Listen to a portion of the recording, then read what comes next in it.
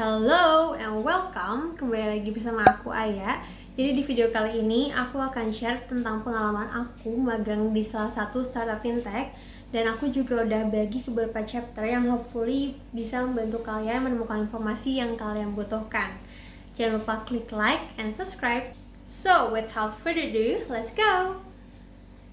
Dari aku sendiri tuh pasti tentuin dulu posisi yang kalian minati.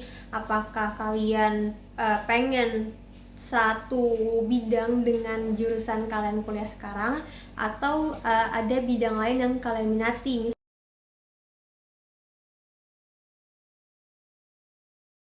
Oke, yang kelima, job desk aku sebagai QIC intern di startup fintech ini apa sih sebenarnya? Nah, kalau QIC intern itu kan part of due diligence gitu sih kayaknya ya. Nah, jadi tuh yang aku lakukan itu aku cek-cekin data personal yang diinput sama user, terus aku masukin ke sistem dan make sure semua udah bener. Jadi kayak bakalan fatal kalau misalnya yang aku masukin itu salah. Terus jadi bener-bener harus teliti dan cepat. Nah, kenapa cepat? Karena usernya itu banyak banget waktu di tengah-tengah pandemi itu kayak banyak banget usernya kan. Terus jadinya aku harus mencapai target harian yang telah ditentukan gitu. Dan juga banyak saingan untuk nge-input data itu karena internet itu banyak waktu itu. Jadi aku bener-bener harus cepat untuk rebutan data, masukin data ke dalam sistem gitu. Terus selanjutnya work time. Nah, waktu itu kan aku masih semester 5, kuliah 24 SKS. Nah, jadi terus aku diminta KRS-nya atau jadwal kuliah kalian sama mentor. Terus nanti mentornya tuh bakal pilihin shift yang gak bentrok sama jadwal kuliahku. Nah, baik banget kan? Kayak considerate banget sama antara kesibukan kuliah sama intern tuh tetap dipikirkan gitu. Terus waktu itu aku shiftnya ada 4, pagi, siang, malam, sama midnight. Nah, durasi per shift itu sekitar 5-6 jam. Dan kita tuh tiap bulannya kalau bisa di rolling gitu, jadi kita nggak dapet shift yang sama terus. Nah, terus kan waktu itu aku kuliah 24 SKS kan, padat banget kalau misalnya pagi sama siang.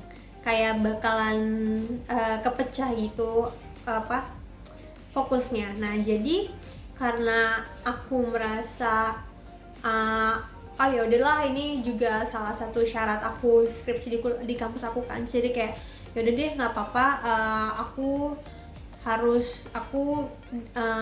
bisa kira-kira dapat shift yang midnight gitu. Karena aku ditanya dulu sama mentor aku, kira-kira bisa nggak kalau misalnya dikasih shift yang midnight. Kayak oh ya udah deh, nggak apa-apa, karena ya itu tanggung jawab aku juga. Dan kayak aku memang sibuk banget kalau misalnya kuliah 24 SKS, dan aku juga hobi begadang. Jadi kayak oke, jadi aku dapat shift yang midnight selama 1 bulan itu. Terus kayak ya udah deh, aku bener-bener jadwalnya full banget selama seharian itu. Kayak istirahat cuman buat makan, ngerjain tugas, terus kerja lagi, atau enggak kuliah gitu. Tapi tenang aja, karena di perusahaan ini benar-benar menghargai kinerja kalian banget. And then last but not least, what I get from here. Yang aku dapatkan dari sini tuh banyak sebenarnya, kayak banyak pelajaran hal baru gitu. Tapi yang pertama, aku merasa bahwa tingkat ketelitian aku tuh jauh lebih meningkat, dan mataku jadi super jeli kalau misalnya ngeliat data.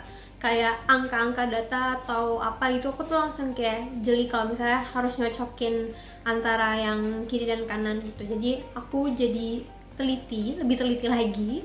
Terus yang kedua, aku jadi super cepat ngetiknya tuh cepet banget, karena udah terbiasa input data waktu itu dan harus cepet-cepetan. Jadi kayak bisa ngetik dengan cepet di keyboard. Terus yang ketiga, menurut aku tuh ini melatih daya tahan kalian sih. Kayak kalian kan harus duduk untuk jangka waktu 5-6 jam dan natap layar yang non-stop. Nah, jadi tuh di sini kalian harus pinter-pinternya gimana caranya kalian duduk dengan nyaman, ngetik dengan nyaman, terus ngatur minum kalian dan tetap harus berdiri ya paling 3 sejam sekali, kayak jalan dikit gitu biar kalian nggak pegal gitu. Jadi kayak harus daya tahan, kayak menahan, harus bener-bener fokus gitu. Terus yang keempat, aku itu jadi terbiasa kerja dengan target, karena yang udah aku bilang tadi tiap hariannya itu ada target approvalnya, jadi memang harus mencapai target tersebut supaya kita tetap performanya bagus gitu kinerjanya.